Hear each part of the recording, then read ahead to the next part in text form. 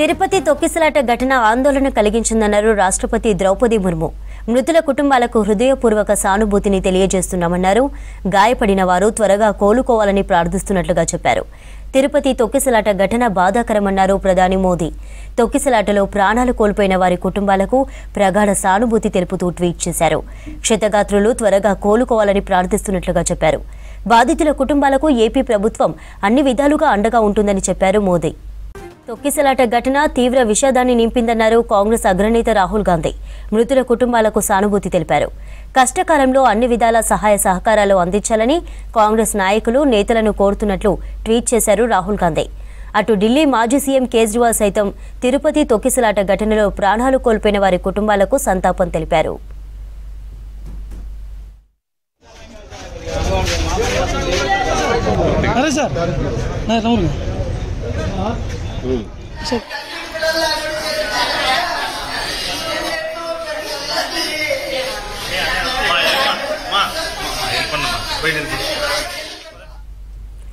AP తిరుపతిలో దారుణం జరిగింది. వైకుంఠ ద్వార సర్వదర్శనం టోకెన్ల కోసం భక్తులు పెద్ద సంఖ్యలో పోటెత్తడంతో కౌంటర్ల దగ్గర తొక్కిసలాట జరిగింది. ఘటనలో 6 చనిపోయారు. 50 మందికి తీవ్ర గాయాలయ్యాయి. గాయపడ్డ వారిని రుయా స్విమ్స్ హాస్పిటల్లో చికిత్స అందిస్తున్నారు. రుయా ఆసుపత్రిలో చికిత్స పొందుతున్న బాధితులను పరామర్శించారు టీటీడీ పాలక మండలి సభ్యురాలు పనబాక లక్ష్మితో Prasad Reddy face to face. Vaikuntha Ekadashi రోజే వైకుంఠనాథుని దర్శించుకోవడం కోసం దేశవ్యాప్తంగా వేలాది మంది భక్తులు తిరుపతికి రావడం, తిరుపతిలో ఉన్నటువంటి కౌంటర్ల దగ్గర తొక్కిసలాట జరిగి 6 మంది మృతి చెందిన విషాద ఘటన చోటు చేసుకున్న విషయం తెలిసిందే. ప్రస్తుతం మనం తిరుపతిలోని రుయా ఆసుపత్రి దగ్గర ఉన్నాం. క్షతగాత్రులందరినీ 108లో రాత్రే ఇక్కడికి తీసుకొచ్చి చికిత్స అందిస్తున్నారు. స్విమ్స్లో పాటు అలాగే రుయా ఆసుపత్రిలో అత్యవసర చికిత్సా విభాగంలో క్షతగాత్రులకు చికిత్స అందిస్తున్నారు. ప్రస్తుతం మన దగ్గర టీటీడీ పాలక మండలి సభ్యులు అలాగే మాజీ కేంద్ర మంత్రి పనబాక లక్ష్మి గారు ఉన్నారు. వారిని అడిగి మరిన్ని విషయాలు తెలుసుకుందాం. మేడం, అసలు ఈ ఏర్పాట్లలో లోపమంటారా? అసలు ఏం జరిగిందని భావిస్తున్నారు? ఇది మాత్రం చాలా బాధాకరమైన విషయము. ఎందుకంటే భగవంతుని దర్శించుకొని వాళ్ళు పేదవాళ్ళైతేనేమి వివిధ ప్రాంతాల నుంచి ఇతర రాష్ట్రాల నుంచి వచ్చి దర్శించుకోవాలని ఎంతో ఆశగా వచ్చారు ఇక్కడికి.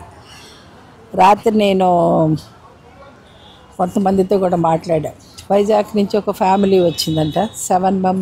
8 మెంబర్స్ వచ్చారు. 7వ సారి వస్తున్నారంట. వాళ్ళ అక్క అడిగిందంట, స్వామికి వడ్డీ చెల్లించుకుంటాను నాయన, నన్ను తీసుకెళ్ళు అని చెప్పాడంటే మేము అందరం వచ్చామమ్మా. తీరా చూస్తే కాపాడుకోలేక పరిస్థితి అయిపోయింది మా పరిస్థితి అని చెప్పని అన్నారు. కానీ ఏదైనా కూడా పొరపాటు అయితే జరిగింది, సమన్వయం లేదు. ఎందుకనంటే ఇంత పెద్ద ఏర్పాట్లు చేస్తున్నప్పుడు చాలా జాగ్రత్తలు తీసుకోవాలి. నేను కూడా నిన్న evening between 5 to 6 4 places visit చేశాను.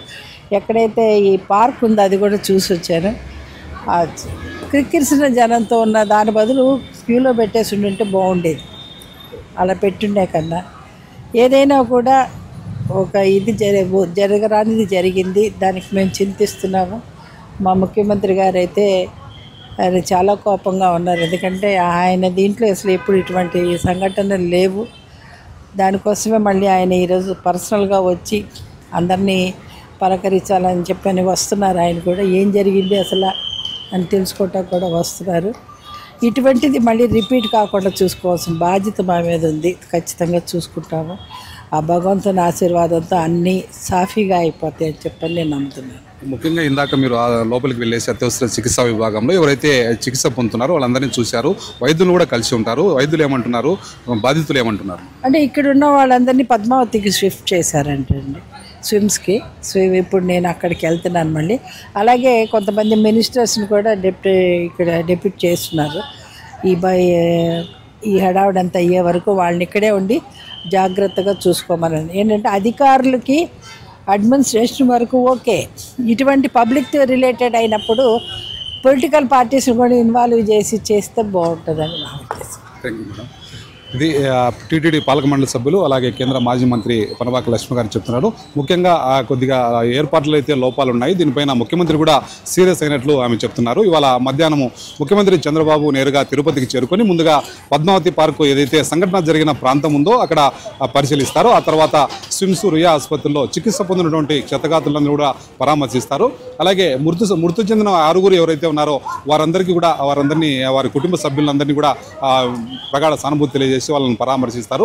ముఖ్యంగా ఈ నేపథ్యంలో తిరుపతి రుయా ఆసుపత్రి కావచ్చు, అలాగే స్విమ్స్ ఆసుపత్రిలో చికిత్స పొందుతున్న వారికి అందరికీ దాదాపుగా 50 మందికి పైగా అస్వస్థతకు గురైన నేపథ్యంలో వీళ్ళలో దాదాపుగా ఇప్పటికే 32 మందిని ప్రథమ చికిత్స అనంతరం కొంతమందిని డిశ్చార్జ్ చేసినట్టు కూడా ఆసుపత్రి వర్గాలు చెప్తా ఉన్నాయి. ముఖ్యంగా మరో 16 మందిని స్విమ్స్ ఆసుపత్రికి తరలించి అక్కడ చికిత్స అందిస్తున్నారు. మొత్తంగా చూసినట్లయితే ఈ ఘటనలో మృతి చెందిన 6 మృతదేహాలకు పోస్టుమార్టం చేసి మధ్యాహ్నం తర్వాత ఆ కుటుంబ సభ్యులకు అప్పగిస్తామని ఆసుపత్రి వర్గాలు చెప్తున్నాయి. కెమెరామెన్ వాసుతో ప్రసాద్ రెడ్డి, V6 న్యూస్, తిరుపతి.